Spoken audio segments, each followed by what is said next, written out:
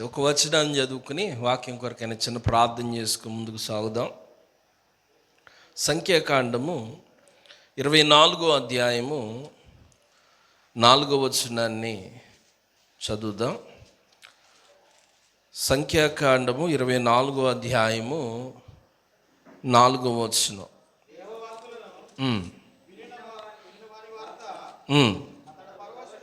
అతడు పరవశుడై కన్నులు తెరచిన వాడై సర్వశక్తుని దర్శనము పొందెను. దేవునికి మహిమ కలుగును గాక. అతడు పరవశుడై కన్నులు తెరిచిన వాడై సర్వశక్తుని దర్శనము పొందెను. ప్రార్థన. మమ్మల్ని మిక్కిలిగా ప్రేమించిన మా ప్రియ పరలోక తండ్రి, మీ శ్రేష్టమైన నామానికి వందనాలు, స్తోత్రాలయ్యా. ఎంతవరకు మీ ఆత్మ చేత నడిపించారు, మీకు స్తోత్రాలు. అల్పుణ్ణి నిలబడుతూ ఉన్నాను అయ్యా, నన్ను మరుగు చేయండి, మీరు మాట్లాడండి అయ్యా. నేను మాట్లాడితే అది ఎవరికి అర్థం కాకపోవచ్చు నాయన. మానవ స్వరాన్ని ఇక్కడ మరుగుపరిచి దైవీకమైన స్వరముతో మీరే మాట్లాడి మహిమ పొందమని యేసు నామంలో అడిగి ప్రార్థన చేసి పొందుకున్నాము తండ్రి, ఆమెన్. అల్పుడైన నన్ను ఈ స్థితిలో నిలబెట్టుకున్న దేవాతి దేవునికి నేను వందనస్తున్నై ఉన్నాను. మరి చేరి వచ్చిన మీ అందరికీ కూడా సర్వాధికారియు నిరంతర స్తోత్రార్హుడైన యేసుక్రీస్తు వారి ప్రశస్త నామంలో వందనాలు తెలియజేస్తూ ఉన్నాను. అందరూ బాగున్నారు కదా? మంచిది. చదవబడిన లేఖన భాగంలో నుంచి ఒక మాటను మనం ధ్యానం చేయబోతూ ఉన్నాం. ఏంటయ్యా ఈరోజు మన అంశం అంటే దర్శనము. చెప్పండి, దర్శనము. దర్శనం అంటే ఏంటి చెప్పాలి. దర్శనం అంటే ఏంటి అంటే బైబిల్ గ్రంథంలో చాలా మాటలు ఉన్నాయి. దర్శనానికి కొన్ని పదాలు స్వప్నంగా, కలగా, దేవోక్తిగా, ఇలా చాలా మాటలు మనకు విరువుగా కనబడుతూ ఉంటాయి. దర్శనం అంటే దేవాతి దేవుడు మానవునికి తన చిత్తాన్ని బోధించడం లేకపోతే నేర్పించటం అనే దాన్ని దర్శనంగా మనందరికి అర్థమయ్యే భాషలో చెప్పుకోవచ్చు. దర్శనం అంటే దేవుడు తన చిత్తాన్ని మానవుడికి తెలపటం లేకపోతే బోధించటం అనుకోవచ్చు. కానీ నేటి దినాల్లో దర్శనాలు చాలా రకాలైపోయినాయి కదా. మనం ప్రస్తుత సమాజంలో చూస్తూ ఉన్నాం కదా, దర్శనాలు ఏమైపోయినాయి, చాలా రకాలైపోయినాయి. బైబిల్ గ్రంథంలో ఆ దర్శనాల గురించి కూడా చెప్పడం మనం చూస్తూ ఉంటాం. ఇక్కడ చదవబడిన మాటను చూస్తే మరొకసారి చదువుదామా.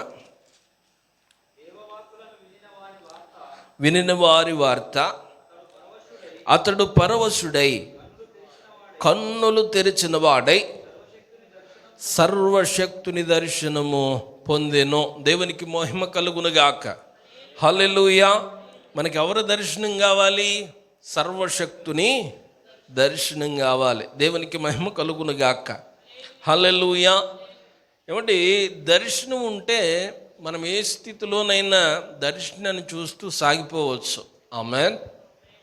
అది కరువైనా, కాటకమైన, ఎటువంటి రుగ్మతైనా, వ్యాధైనా, బంధకమైన దేవుని యొద్ద నుంచి మనకు దర్శనం ఉంటే ముందున్న దర్శనాన్ని బట్టి ఏమైపోవచ్చు, మనం ఎంత కష్టమైనా ముందుకు సాగిపోవచ్చు. అందుకే భక్తుడు గడిచిన దినాల్లో మనం అందరం చూసాం కదా, మంగళగిరి అనే ప్రాంతంలో ఒక మందిరం కాలిపోతే అంతకు ముందు నుంచి ఆ పాట ఉంది. కానీ ఎప్పుడైతే ఆ దైవజనుడు ఆ పాట పాడాడో ఆ పాట చక్కగా వైరల్ అయిపోయింది. ఏ పాట అది? ధనమైతే లేదు కానీ దర్శనముంది నాకు, ధనమైతే లేదు కానీ ఏముందట? దర్శనం ఉంది. ఏమి లేదు నా దగ్గర, ధనమైతే లేదు కానీ దేవుడిచ్చిన దర్శనం ఉంది అంటాడు. దేవునికి మహిమ కలుగునుగాక. ఇప్పుడు మిమ్మల్ని ఒక ప్రశ్న అడుగుతాను నేను, ధనం గొప్పదా, దర్శనం గొప్పదా? చెప్పాలందరూ. దర్శనం చాలా గొప్పదండి. ధనం ఇవాళ ఉంటుంది, రేపు వెళ్ళిపోతుంది. అదే దర్శనం ఉందనుకోండి, మన ప్రాణం పోయేంత వరకు కూడా దర్శనం మనల్ని నడిపిస్తుంది. దేవునికి మహిమ కలుగునుగాక. అబ్రాంకి దర్శనం ఉందండి. ప్రారంభంలో తన దగ్గర ధనం లేకపోయినా ఏముందట అబ్రహాం గారికి? దర్శనం ఉంది. ఆ దర్శనం పట్టుకుని సమస్తాన్ని విడిచిపెట్టి వెళ్ళిపోయాడు. దర్శనం ఏమన్నా ఆయన నిరర్థకం చేసిందా? చేయలేదండి. అద్భుతాలు ప్రభు చెప్పినట్లుగా అబ్రహాం గారు తన జీవితంలో చూశారు. దేవునికి మహిమ కలుగునుగాక. హల్లెలూయా. కొన్ని దర్శనాలు మనం చూసి, అంటే ఈ లోకంలో చాలా దర్శనాలు ఉన్నాయి. అసత్య దర్శనాలు ఉన్నాయి, వ్యర్థ దర్శనాలు ఉన్నాయి, నిరర్థకమైన దర్శనాలు ఉన్నాయి, అలాగే శ్రేష్టమైన దర్శనాలు కూడా చెప్పండి ఉన్నాయి. దేవునికి మహిమ కలుగునుగాక. కొన్ని ఇహపరమైన దర్శనాలు చూసి తర్వాత శ్రేష్టమైన దర్శనాల గురించి మనం ధ్యానం చేసే ప్రయత్నం చేద్దాం. ఇర్మియా గ్రంథము 14వ అధ్యాయము 14వ వచనాన్ని చదువుదాం. ఇర్మియా గ్రంథము, యెహోవా నాతో ఇట్లనెను, ప్రవక్తలు నా నామమును బట్టి అబద్ధములు ప్రకటించుచున్నారు. నేను వారిని పంపలేదు, వారికి ఆజ్ఞ ఇయ్యలేదు, వారితో మాట్లాడలేదు. వారు అసత్య దర్శనమును, శకునమును, మాయాతంత్రమును, తమ హృదయమునకు పుట్టిన వంచనను ప్రకటన చేయుచున్నారు. దేవునికి మహిమ కలుగునుగాక. మొదటి దర్శనం ఏంటంట? అసత్య దర్శనము, అంటే సత్యము కానివి. ఏమంటే చాలామంది నేటి దినాల్లో ఏమైపోయారట? దర్శనాలు పట్టుకుని వెళ్ళిపోతున్నారు కదా. గ్రామాల్లో బాగా చూస్తాం. ఇవి అంటే సిటీల వారీగా కూడా ఈ దర్శనాలు పాకిపోయినాయి, కానీ గ్రామాల్లో బాగా నమ్ముతారు. పలానా ప్రాంతంకి వెళ్తూ ఉంటే ఆ సేవకుడు చెప్పింది జరిగిపోతుందంటే ఆదివారం మందిరం మానేసి వెళ్ళిపోయేవారు లేక పోలేదు. ఏమంటే వారంలో 7 రోజులు ఉన్నాయి కదా, ఆ దర్శనాలు చెప్పేవాళ్ళు ఆదివారం ఎందుకు చెప్తారు, మిగతా రోజులు ఎందుకు చెప్పరంటే, చెప్పండి, ఈ ఆదివారం అక్కడ ఆరాధన జరగాలి కాబట్టి. ఏమంటే మామూలుగా పెడితే జనం రారు, వచ్చినది వేరే ఆరాధన అయిపోతుంది. మా సంఘం ఎంత అని చెప్పుకోవాలంటే దర్శనాలు ఎప్పుడు పెట్టుకోవాలా? ఆదివారమే పెట్టుకోవాలి. ఏమండి, పునరుద్ధాన దినమే పెట్టుకోవాలి. ఇలా చాలా రకాలైన బోధలు ఎక్కువైపోయినాయి. ఏమంటే కొంతమంది దర్శనాలు, కొంతమంది చెప్తూ ఉంటారు, నేను ఇండియాలో కోయిట్కి రావాలని అనుకున్నప్పుడే మా పాస్టర్ గారికి ఏమొచ్చేసిందట, దర్శనం వచ్చిందంట, విమానం ఎక్కుతున్నామని. ఏమంటే ఇవన్నీ కూడా ఏమైపోయినాయి నేటి దినాల్లో? విమానం ఎక్కితే దర్శనం, ఏ పిల్లోడు కనాలో కూడా దర్శనం, పొలాలు కొంటారో లేదో దర్శనం, చెప్పండి, కారు కొంటారో లేదో దర్శనం, ఇంకా ఇల్లు కడతామో లేదో కూడా చెప్పాలి దర్శనాలు. ఇవన్నీ కూడా వాక్యానుసారమైనవి అంటారా? వాక్యంలో ఎక్కడన్నా ఉందా? వాక్యానుసారమైనవి ఎంత మాత్రము కాదు. అసలు దర్శనం అంటే దేవుడు నీ పాపాన్ని ఒప్పించడానికి ప్రవక్తల ద్వారా మాట్లాడాడు. రాజుల యొక్క ఏమంటే ప్రవర్తన బాగోనప్పుడు దేవుడు కొంతమంది చెప్పండి ప్రవక్తలను పంపించి రాజుల్ని గద్దించాడు. అయ్యా నీ పరిస్థితి ఏమీ బాలేదు, ఇదిగో దేవుడు మాట్లాడుతున్నాడు, నీవు మార్చుకోవాలి, లేకపోతే నీవు మరణమైపోతావని ఎవరు వచ్చి చెప్పారట? ప్రవక్తలు వచ్చి చెప్తే ఆ దర్శనాల ద్వారా కొంతమంది రాజులు మారారు, కొంతమంది మూర్ఖంగా ప్రవర్తించి వారి రాజ్యాల్ని పాడు చేసుకున్న రాజులు కూడా లేకపోలేదు. కానీ నేటి దినాల్లో ఏమైపోయిందట? ప్రతిదీ దర్శనమే. మేము పరిచర్య ప్రారంభించాక 2023వ సంవత్సరం ఒక 5-6 నెలల తర్వాత సహోదరు ఫోన్ చేశారు. ఏంటంటే ఆ ఫోను అంటే, అయ్యగారు ప్రార్థన చేసి దర్శనం చూడండి, నేను ఇల్లు కొనాలనుకుంటున్నాను అందే. ఏం చేయింది చెప్పాలి మీరు కొంచెం. నేను ఇల్లు కొనాలనుకుంటున్నాను, మీరు ప్రార్థన చేసి ఏం చూడాలట? దర్శనం చూడాలి. నేను అన్నాను, దర్శనం దాకా ఎందుకులే అమ్మా, నీ దగ్గర ఎంత ఉందో చెప్పు అన్నాను. ఇంచుమించుగా 3-4 లక్షలు ఉన్నాయండి అందే. చాలా మంచిది, మరి ఎంత ఇల్లు కొనాలనుకుంటున్నావు ఏంటి అన్నాను. 18 లక్షలు చెప్తున్నారండి. బేరం ఆడితే కష్టపడితే 15కి ఇచ్చేస్తారేమో అన్నది. దర్శనం ఏం చూడక్కర్లేదమ్మా, దేవుని చిత్తం కాదులే, ఆ 3 లక్షలకి ఏదన్నా వస్తుందేమో చూడుపోను, 5 లక్షల దాకాను అన్నాను. అంటే ఇప్పుడు చూడండి, ఇప్పుడు దర్శనం చెప్పి ఆవిడ అమ్మ దేవుడు చూపించాడు అన్నాను అనుకో, ఏం చేద్దే? ఈ 3 లక్షలకి తెగించి 12 లక్షలు అప్పు చేసి చెప్పండి ఇల్లు కొనేద్ది. ఎందుకని? దేవుడు చెప్పాడు, పాస్టర్ గారు ఏమో దర్శనం చూశాడు. తర్వాత అప్పులు అయిపోయాక నింద ఎవరి మీదకి తెస్తారు మళ్ళీ? ఇదిగో పలానా మందిరానికి వెళ్ళాను, ప్రారంభంలో నుంచి అప్పులు ఇప్పుడు దాకా తగ్గలేదు. అంటే బాధపడుతున్నారు కదా అని, అమ్మ పోనీ ఇల్లే కదా దేవుడు ఎత్తాడులే, దేవుడు చూపించాడు అన్నామనికి ఏమైపోద్ది? అక్కడ చాలా ఆనందపడి ఇల్లు కొనేసుకుంటుంది. మా పాస్టర్ గారు చెప్పాను ఇల్లు కొనేసానని ముందు అంటదే, 2-3 సంవత్సరాల తర్వాత చెప్తుంది, పాస్టర్ గారు చెప్పాడు కానీ అప్పు ఇప్పుడు దాకా తీరలేదని. కనుక అటువంటి దర్శనాలు మీరు ఏం చేయకూడదు, నమ్మకూడదు.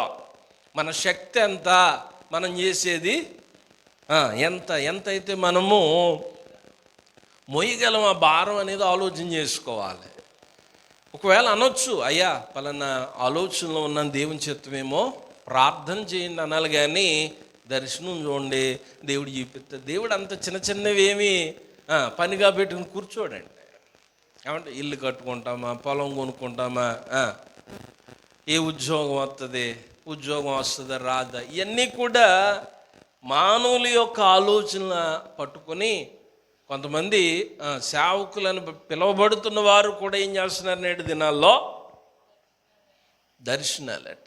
ఇంకో గొప్ప మాట గడిచిన దినాల ఒక 2-3 నెలల క్రితం విన్నాను.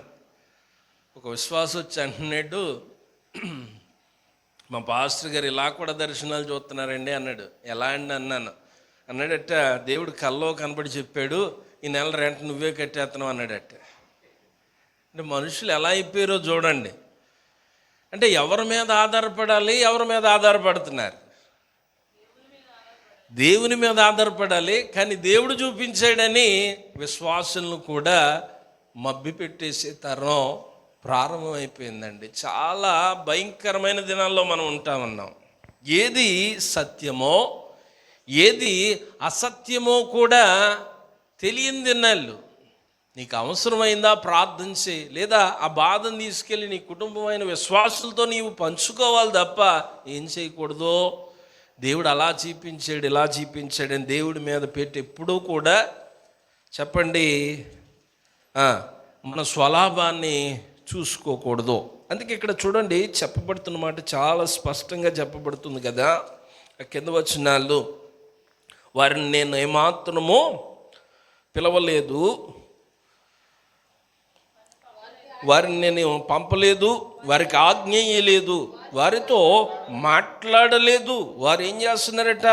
అసత్య దర్శనమును, శకునమును, మాయామంత్రములు తమ హృదయమును పుట్టిన వంచన చొప్పున. అంటే వారి హృదయంలోకి ఏది తోస్తే అది ఎవరి పేరుని చెప్పేస్తున్నారు? దేవుడి పేరున చెప్పేస్తున్నారు. కనుక మనం చాలా జాగ్రత్తగా ఉండాలి ఈ దర్శనాల్లో. అలాగే విలాప వాక్యాల్లో కూడా చూడండి. విలాప వాక్యాలు 2వ అధ్యాయము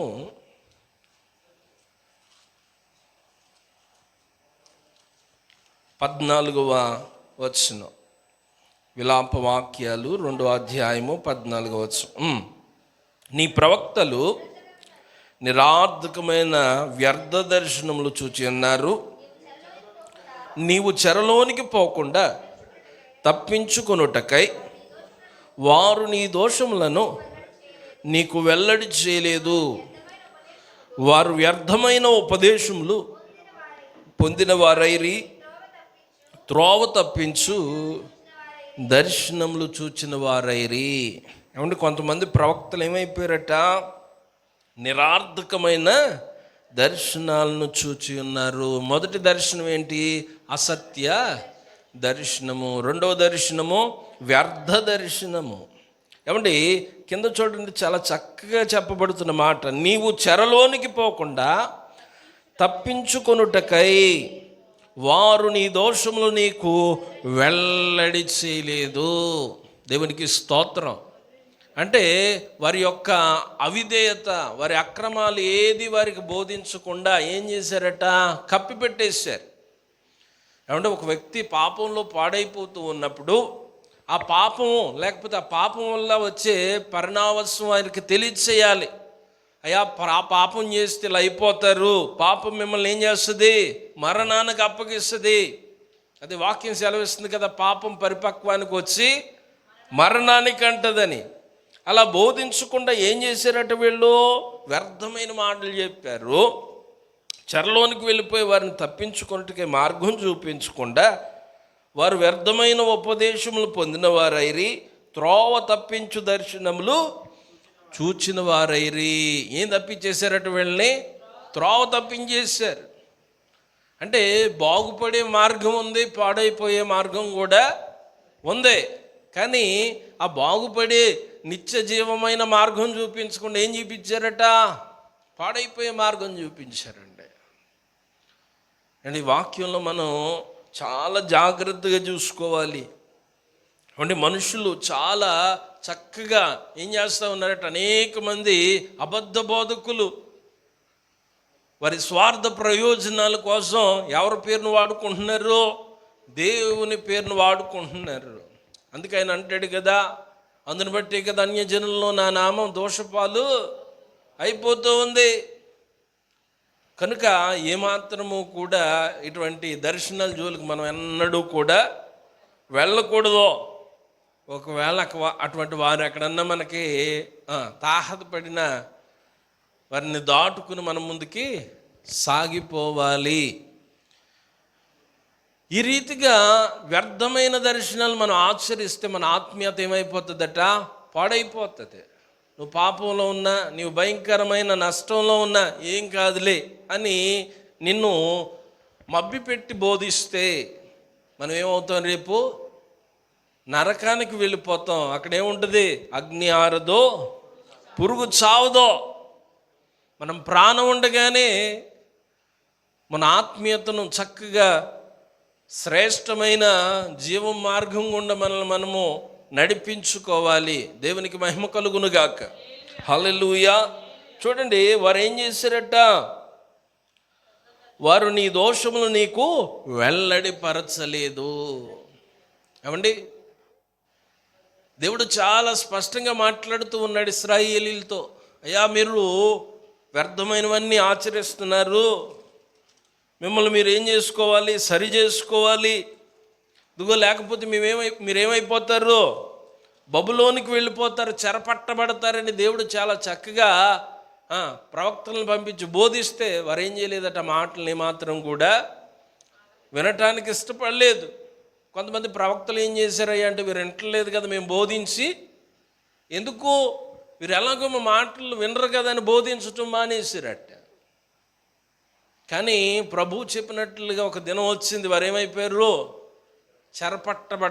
చెరపట్టబడ్డారు. ఏమంటే దేశం కాని దేశంలోకి వెళ్ళారు. ఇక్కడ క్షేమం ఉంది, అక్కడేముంది, భయంకరమైన కరువు కాటకాలు ఉన్నాయి. చక్కగా పాలు తేనెలు ప్రవహించే స్థలంలో నుంచి ఏమంటే దేవుని మాట వినకపోవడం ద్వారా ఎక్కడికి వెళ్ళిపోయారట, వీళ్ళు చెరపట్టబడ్డారు. దేనివల్ల అంటే వ్యర్థ దర్శనాలు. ఏమంటే దేవుని చెప్పిన దాన్ని పక్కన పెట్టి మనకు నచ్చింది మనం చేసుకోవడం ద్వారా మనం శ్రమల కొలిమిలోకి వెళ్ళిపోతాం అనేది మనం జ్ఞాపకం చేసుకోవాలి. అలాగే యెహెజ్కేలు గ్రంథంలో కూడా చూడండి, 13వ అధ్యాయము 23వ వచనం చూస్తే, యెహెజ్కేలు గ్రంథము 13వ అధ్యాయము, మీరికను వ్యర్థమైన దర్శనములు కనకయుందురు, సోదె చెప్పకయుందురు, నేను యెహోవానని మీరు తెలుసుకున్నట్లు నా జనులను మీ వశము నుండి విడిపించేదను. దేవునికి స్తోత్ర. దేవుడు వేటి నుంచి మనల్ని విడిపిస్తాడు, వ్యర్థమైన దర్శనాలు. అది జరిగిపోద్ది, చెరిగిపోద్దని మనల్ని చెప్పి మబ్బు పెట్టే వారి చేతిలో నుంచి దేవుడు మనల్ని ఏం చేస్తాడట, విడిపిస్తాడు.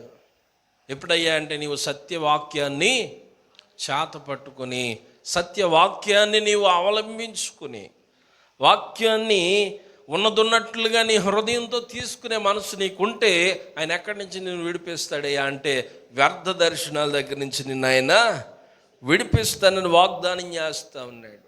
ఏమంటే సోది చెప్పేవాళ్ళు అంటే భయంకరమైనవన్నీ మనం చూస్తూ ఉన్నాం కదా. ఏమంటే చిలకతో జ్యోతిష్యం చెప్తాడు కదా, వాడిని చూసారు ఎప్పుడన్నా? ఏం చేస్తాడు? గూట్లో ఒక చిలకనెట్టుకుని ఇంటింటికి తిరుగుతాడు. ఆ చెప్పించుకునే వాళ్ళు కొంచెమన్నా బుద్ధి ఉండాలి. ఎందుకని చెప్పాలి? ఆడు బ్రతుకు బాగుంటే మన ఇళ్ళకాడు రాడు కదా. ఆడు అన్నీ బాగున్నాయి చెప్పినవి జరిగిపోతే మనమే ఆడింటికి వెళ్తాం కదండి. చెప్పులు అరిగిపోయేలాగా ఇంటింటికి తిరుగుతున్నాడు అంటే ఆడి పరిస్థితి ఏమైందని? ఆడు బ్రతుకు బాగలేదు, ఆడు చెప్తే మన బ్రతుకు బాగుపడుతుంది అంటారా? కానీ ఎలా మనం నమ్మేస్తాం చక్కగా. ఆడు ఏది చెప్తే అలాగ ఇంకోటి చెయ్యిచ్చేస్తాం. ఏమండి పాపం ఆడు చెప్పినప్పుడల్లా దానికి ఏం చేస్తాడు? జాంకాయో యాపిల్లో పెడతాడు. అదేదో ఒకటి వచ్చి పాపం వీడు ముద్దెడుతున్నాడు కదా అని కార్డు తీసి వెళ్ళిపోతుంది. మనం ఏమో సంబరపడిపోతాం, నా జాతకం బయటపడిపోయింది చక్కగా ఎదిగి జరిగిపోద్దట. ఏమంటే అలా చెప్తే జరిగిపోతే చాలామంది జీవితాలు ఏమైపోవాలి? కోట్లు వస్తాయి అన్న వాళ్ళందరూ కూడా కోట్లు వేసుకుంటున్నారు తప్ప ఆ కోట్లు రావట్లే. ఇక్కడికి వచ్చి చలి కోట్లు వేసుకుంటున్నాం మనం. అడేమన్నాడు అక్కడ ఉన్నప్పుడు? కోట్లు వచ్చేస్తాయి అన్నాడు. మనం ఏమనుకున్నాం? నిజంగా కోట్లు వచ్చేస్తాయి ఏమనుకున్నాం, ఇక్కడికి వచ్చి చలి కోట్లు వేసుకుంటున్నాం. కనుక జాగ్రత్తగా ఉండాలి. ఏమండి అలా చెప్పేవాళ్ళే నేటి దినాల్లో ఏమైపోయారంటే బాగా ఎక్కువైపోయారు. అంటే మళ్ళీ ఆ మాటలు అక్కడ కాదు, వచ్చి సేవకులు చెప్తున్నారు. అయ్యారు పలానా వాళ్ళట పలానా ప్రాంతంలోనట్ట వారు చెప్తే అయిపోతుందట. అయిపోతుంది. ఒకరోజు ఆవిడికి ఎట్టేస్తాడు తాలింపు, వెళ్ళి మనకు కూడా దేవుడు తాలింపు పెట్టేస్తాడు. ఏమండి ఎక్కడికి వెళ్ళిపోతాం? నరకానికి వెళ్ళిపోతామండి. ఏమండి ఈ శ్రేష్టమైన మాటలు మనం విడిచిపెట్టి వ్యర్థమైనవన్నీ మనం ఆచరిస్తే రేపు తలుపు తీయబడుతుంది చక్కగా. అక్కడ ఏమంటే నరకానికి వెళ్ళే మార్గం ఏమంటే చక్కగా సరళం చేయబడుతుంది, విశాలంగా ఉంటుంది. కనుక మనం జాగ్రత్తగా ఉండాల్సిన దినాలు. చూద్దాం అదే ఎహెస్కేల్ గ్రంథము 13వ అధ్యాయము 8వ వచనాన్ని కూడా చూద్దాం. కావున ప్రభువైన యెహోవా ఇలాగు సెలవిచ్చుచున్నాడు, మీరు వ్యర్థమైన మాటలు పలుకుచు నిరార్థకమైన దర్శనాలు కనుచున్నారు గనుక నేను మీకు విరోధిని. ఇదే ప్రభువుకు యెహోవా వాక్కు. వ్యర్థమైన దర్శనములు కనుచు నమ్మదగని సోదెగాండ్రైన ప్రవక్తలకు నేను పగవాడను. వారు నా జనుల సభలోనికి రారు, ఇశ్రాయేలీల సంఖ్యలో చేరిన వారు కాకపోదురు. వారు ఇశ్రాయేలు దేశంలోనికి తిరిగి రారు. అప్పుడు నేను ప్రభువైన యెహోవానని మీరు తెలుసుకుందురు. ఏమండి సోది చెప్పే వాళ్ళకి, వ్యర్థమైన దర్శనాలు చూసేవాడికి ప్రభు శిక్ష వేస్తున్నాడు. ఏంటంటే వాళ్ళు ఎక్కడికి రారు? తిరిగి పాలు తేనెలు ప్రవహించే దేశంలోనికి రారు. ఏమైపోతారయ్యా వారంటే చెప్పండి, నాశనం అయిపోతారని వాక్యం సెలవిస్తూ ఉంది. నా జనుల సభలోనికి వారు రారు.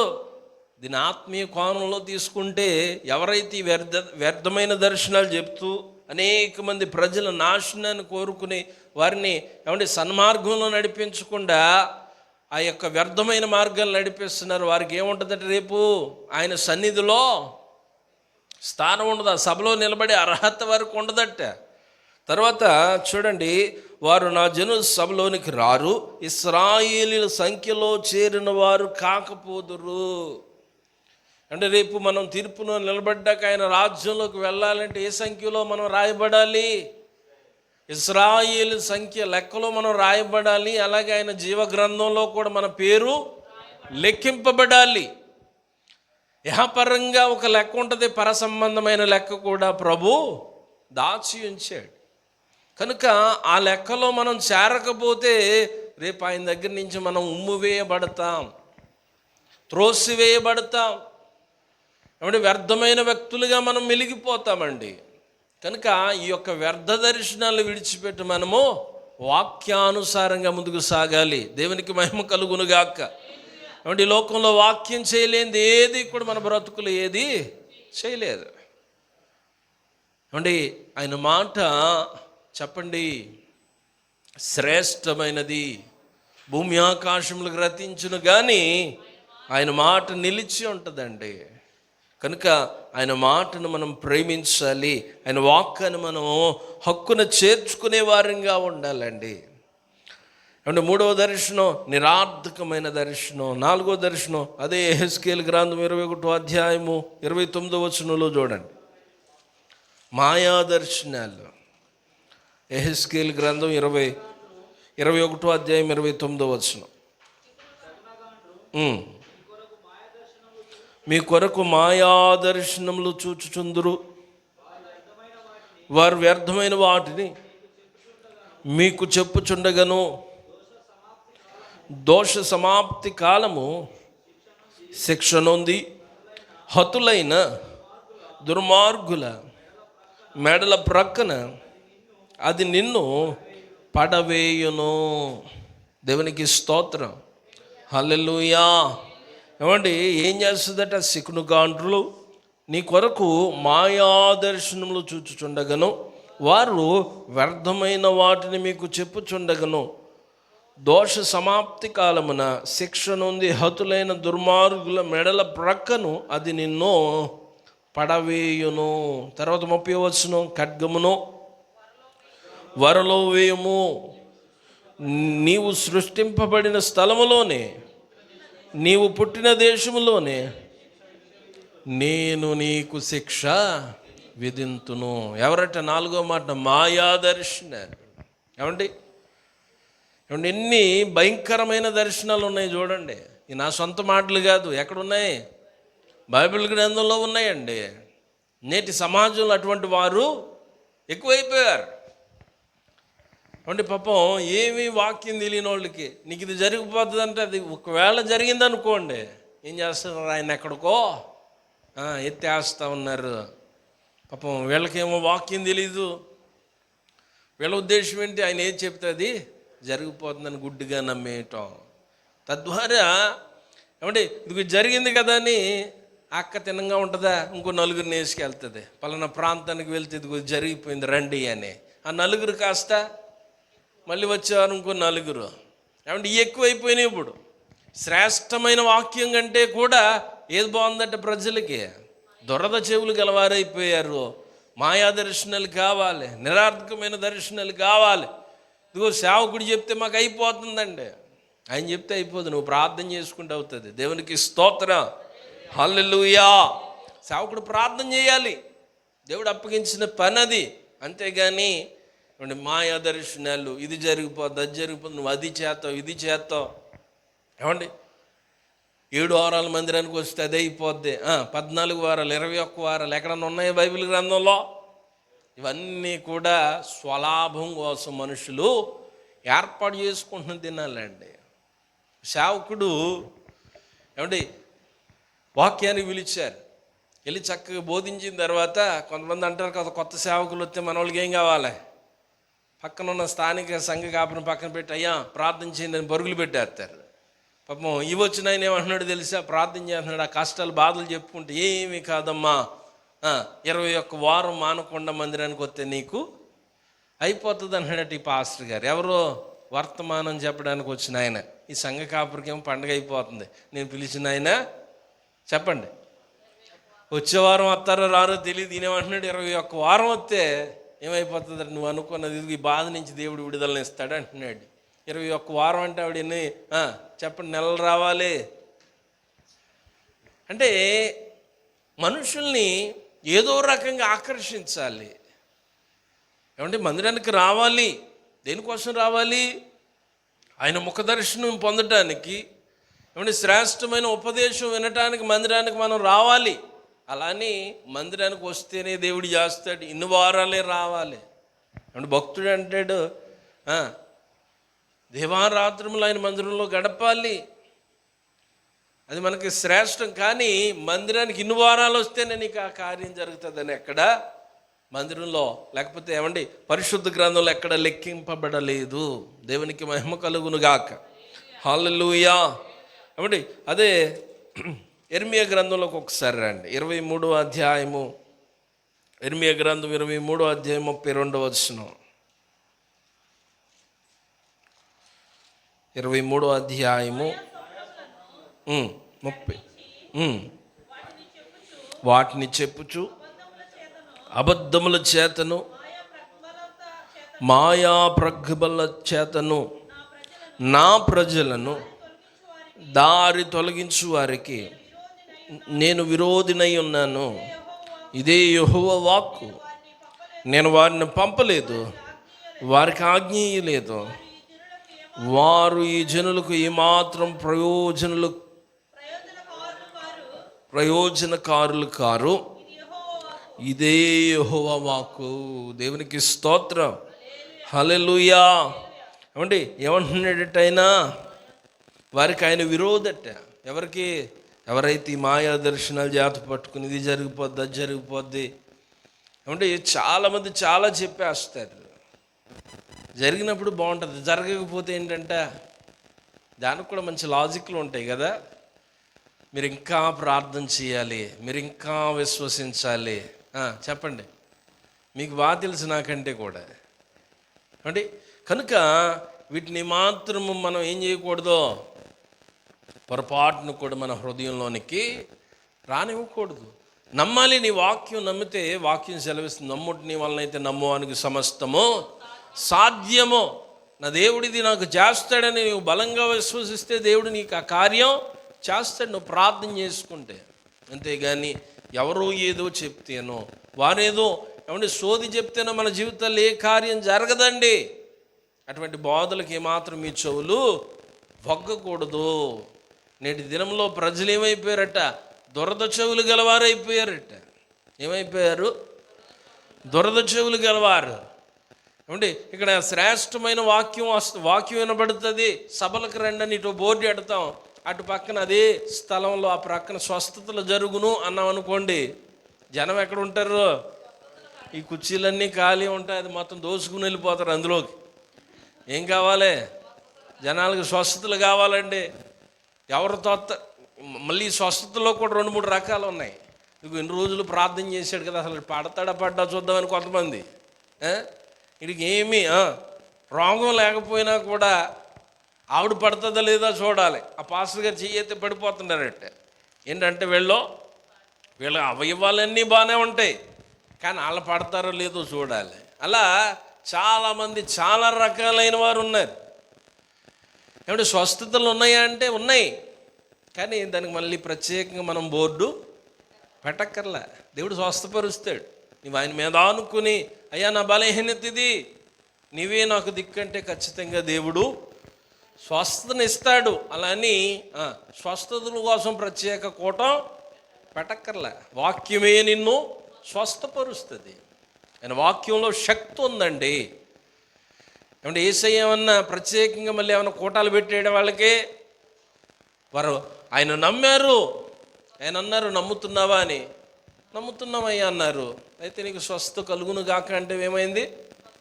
గుడివారు చూపు పొందుకున్నారు, కుంటివారు నడిచారు. రండి పలానా యోర్దాను నది వారన మీకు స్వస్థ కూటం అని యేసయ్య ఎక్కడ చెప్పలేదు. కానీ నేడు దినాల్లో బోర్డులు స్వస్థ విడుదల ఏమండి. కనుక జాగ్రత్తగా ఉండాలి. అపవాది ఏం చేస్తున్నాడట? గర్జించు సింహం వలె ఎవరిని మింగివేద్దామా అని తిరుగుతున్నాడట. ఆడి పంచిని పడ్డాం అనుకోండి, మనల్ని ఏం చేయాలాడు? మింగేస్తాడు. కనుక వాక్యాన్ని ఏమండి జాగ్రత్తగా ధ్యానించి వాక్యానుసారంగా మనం ముందుకు వెళ్ళాలి. ముగింపులోకి వస్తూ ఉన్నాను. ఎన్ని దర్శనాల గురించి చెప్పాను ఇప్పుడు వరకు? 4 దర్శనాలు చెప్పాను. మొదటి అసత్య దర్శనం, రెండోది వ్యర్థ దర్శనం, మూడోది నిరార్థకమైన దర్శనం, 4వది మాయా దర్శనం. ఇప్పుడు శ్రేష్టమైన దర్శనంలోకి మనం వెళ్దాం. అదే యెహెజ్కేలు గ్రంథము 13వ అధ్యాయము 16వ వచనంలో చూస్తే, సమాధానకరమైన దర్శనం కనపడతా ఉంది. యెరూషలేమునకు సమాధానం లేకపోయినను సమాధానార్థమైన దర్శనములు ప్రకటించువారు ఇశ్రాయేలీయుల ప్రవక్తలే. ఇది ప్రభువగు యెహోవా వాక్కు. దేవునికి స్తోత్రం, హల్లెలూయా.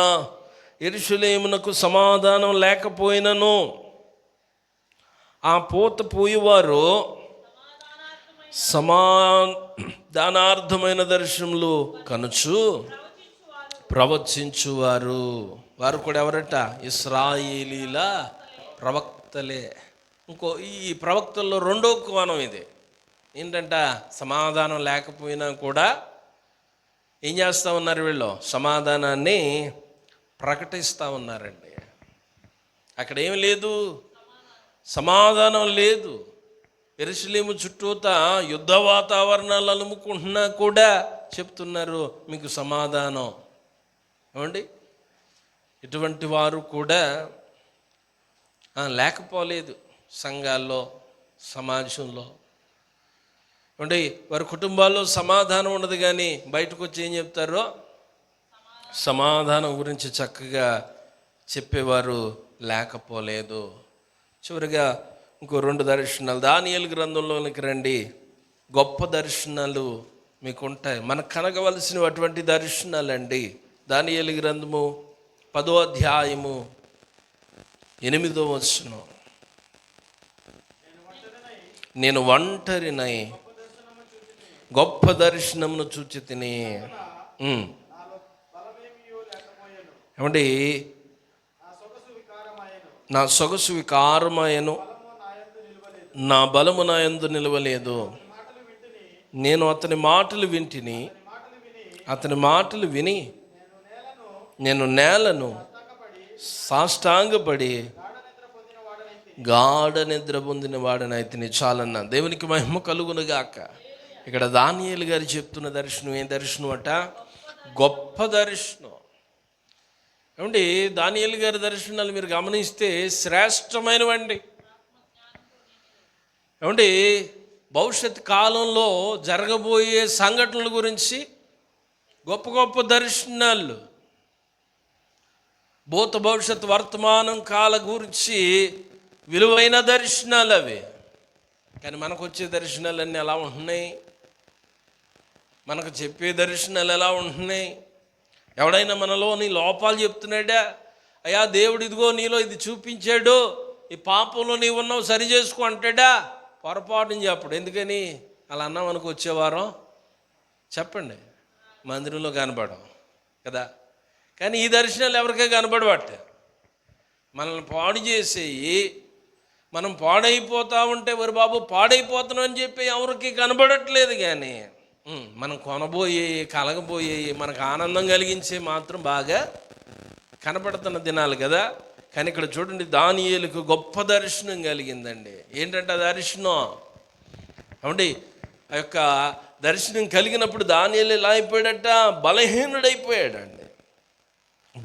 బలమేమీ లేదు, వికారం అయిపోయాను, నా బలమంతా ఉడికిపోయింది. సొగసు వికారమైన అంటూ ఉన్నాడు. అండ్ అద్భుతమైన దర్శనాలు దానియేలు గారి జీవితంలో మనం చూస్తాం. రాబోయే దినాల్లో రాజ్యాలు ఎలా కూలిపోతాయి, ఏ రాజ్యాలు బలపడతాయి అనేవి దానియేలు గారి దర్శనం మనం చక్కగా చూడగలుగుతాం.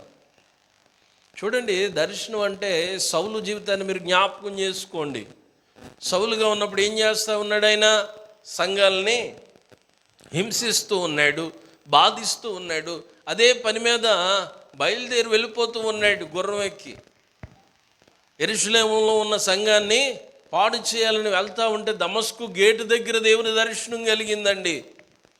వెంటనే ఒక స్వరం వినపడుతుంది ఆకాశం నుంచి, సౌలా సౌలా నన్ను ఎలా హింసించుచున్నావు అన్న ఒక మాట పట్టుకున్నాడు. ఆ దర్శనం చూశాడు, ఏమీ కాని రావట్లేదు, కళ్ళు మూసుకుపోయినాయట.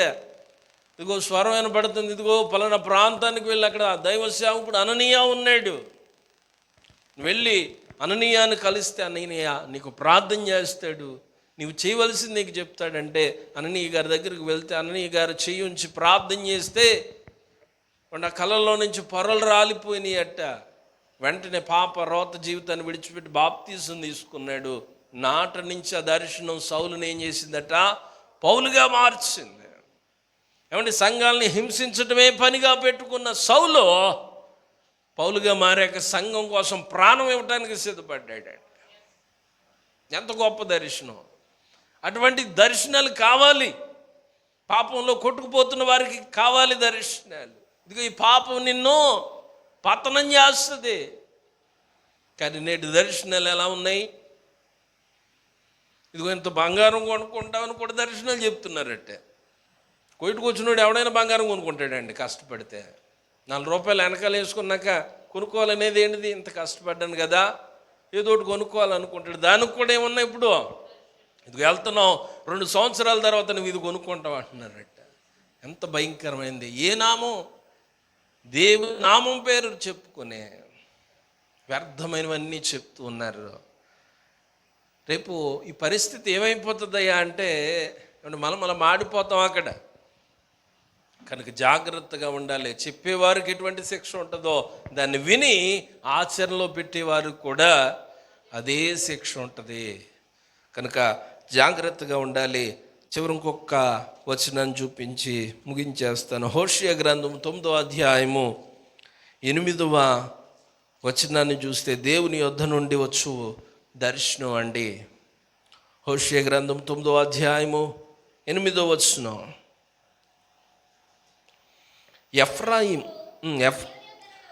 ఎఫ్రాయిము నా దేవుని యొద్ద వచ్చు దర్శనములు కనిపెట్టును. ప్రవక్తలు తమ చర్య అంతటిలోనూ వేటకాని వలవట్టి వారై ఉన్నారు. వారు దేవుని మందిరంలో శత్రువులుగా ఉన్నారు. ఏమైపోయారట? వేటగాని